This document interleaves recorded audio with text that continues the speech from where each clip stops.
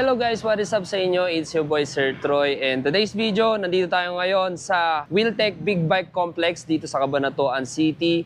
At dito sa tabi ko, meron tayong scooter or maxi scooter from Pujo, ang XP400. So ngayon, ilalabas natin siya para mas makita nyo mabuti at pag-uusapan natin kung ano-ano ba ang specification ng motor na ito, magkano siya at kung ito na ba ang big bike na para sa inyo. So tara, umpisahan na natin.